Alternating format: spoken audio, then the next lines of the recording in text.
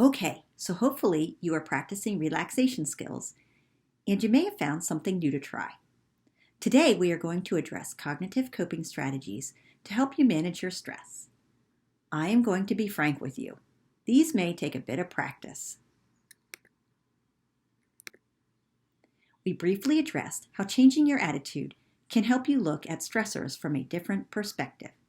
Cognitive restructuring is the most effective way to manage stress and involves reframing your toxic and self-defeating thoughts to help you perceive your stressors in a more positive and accurate light.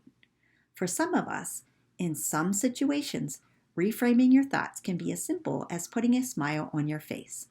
For others, we may need to put in a bit more time and energy to identify our exaggerated thinking and change our perception from a negative interpretation to a neutral or positive one, which in turn will make life less stressful. Let's back up just a bit before we dig into cognitive restructuring. The way you think about yourself and your life circumstances can affect your response to stressful situations. People with a positive, optimistic attitude feel good about themselves and manage unpleasant situations better than those with a negative outlook. People who think negatively often feel helpless when faced with challenges and are less likely to use healthy coping skills. Your thoughts include your self-talk or what you tell yourself, your perceptions or explanations of events, and your beliefs about yourself and others. Most thoughts and beliefs are learned based on your experiences and conclusions about what happens to you, and begin to form early in life.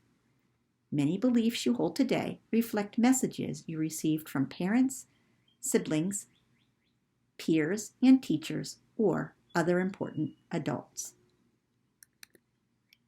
Your thoughts may be positive or negative. Some are based on logic, facts, and reason.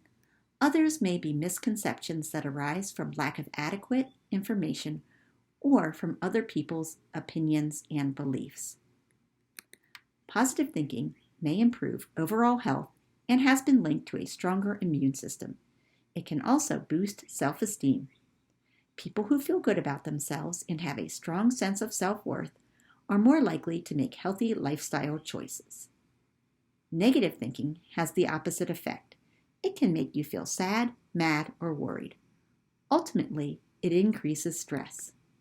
People who focus on the negative often have poor self-esteem and see themselves as unable to control their life or face challenges. They are more likely to become depressed and physically inactive than those who have a positive attitude. Research also points to a connection between thoughts and the body's physical state. Thinking negative thoughts causes heart rate, blood pressure, and sweating to increase. Negative thinking that becomes a long-term pattern can lead to health problems such as depression, high blood pressure, or a weakened immune system, all of which can exacerbate the effects of stress. There's a lot of merit to positive psychology. However, researcher Dr. Gabrielle Oettingen discovered that you need to balance positive thinking with action. While important, positive thinking alone is not going to make people resilient. We need to complement our positive thoughts with a sound sense of reality. Resilience is the quality that allows some people to get knocked down by the adversities of life and bounce back at least as strong as before. Rather than letting difficulties, traumatic events, or failure overcome them and drain their resolve, highly resilient people find a way to change course, emotionally heal, and continue moving toward their goals. Of course, resilience will not eliminate stressful events, but it will enhance your ability to manage stress. The concept of stress hardiness was developed by Dr. Suzanne Kobasa, based on research that looked at many groups of people who have very stressful occupations. Those who seem to cope with their job stress and exhibit resilience seem to share 3 specific characteristics or personality traits.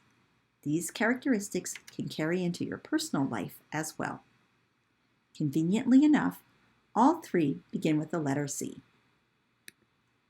People who are committed feel like they are part of a larger purpose. They are committed to a purpose and a greater good and are working towards something they believe in. People who feel that they are in control of their lives believe that they can influence events and surroundings and that they can make things happen. At the same time, they recognize what is beyond their control and don't waste effort trying to control those things, such as friends, family members, and coworkers. Rather than feeling a victim of circumstances, stress-hardy people stay focused on their purpose and intent. They are flexible when it comes to strategy and will alter goals when necessary. In the face of adversity, resilient people feel challenged instead of overwhelmed. They welcome new situations as opportunities to learn, to grow, and to develop on a personal level. Through practice, these three elements of stress hardiness can be cultivated and developed. As mentioned earlier, your thought patterns are established early in life, and your early environment and life circumstances absolutely play a role in how resilient you are. Here are some tips to help you cultivate your resilience and enhance your stress hardiness. Get connected. Building strong, positive relationships with loved ones and friends can provide you with needed support and acceptance in good and bad times. Make every day meaningful. Do something that gives you a sense of accomplishment and purpose every day. Set goals to help you look toward the future with meaning. Learn from experience. Think of how you've coped with hardships in the past. Consider the skills and strategies that helped you through difficult times. Remember that journal that we talked about? Journaling about past experiences may help you to identify positive and negative behavior patterns and guide your future behavior. Remain hopeful. You can't change the past, but you can always look toward the future. Accepting and even anticipating change makes it easier to adapt and view new challenges with less anxiety. Take care of yourself. Tend to your own needs and feelings. Participate in activities and hobbies you enjoy. Include physical activity in your daily routine. Get plenty of sleep. Eat a balanced diet. And practice stress management and relaxation techniques. Okay, it seems like many of these healthy habits just keep resurfacing. Be proactive. Don't ignore your problems. Instead, figure out what needs to be done, make a plan, and take action. Although it can take time to recover from a major setback, traumatic event, or loss, know that your situation can improve if you work at it. Becoming more resilient takes time and practice. If you don't feel you're making progress or you don't know where to start, consider talking to a mental health professional. With guidance, you can improve your resiliency and mental well-being. If you find that negative thought patterns are interfering with your behaviors, it may be time to initiate strategies to interrupt these habits. In his book, The Feeling Good Handbook, Dr. David Burns compiled a breakdown of distorted thinking categories. He recommends keeping a daily mood log to help you identify and reframe negative thought patterns. You can find his daily mood log in his books, or you can simply make a chart with 3 columns. In the negative thoughts column, write down all of your negative or stressful thoughts. Next, identify any distortions in your thoughts and write them in the second column. Use the thought distortions list to categorize your thoughts. Last, in the third column, write substitution thoughts that are more positive and realistic than the stressful thoughts. It is important to keep these positive thoughts valid and realistic. You can find more details, including the list of thought distortions in the practice for cognitive restructuring. Again, the beliefs and perceptions that drive your behavior are formed when you are a young child. And as with any behavior change, it takes time and persistence to see results. Many find it helpful to team up with a therapist to identify and reshape toxic thought patterns.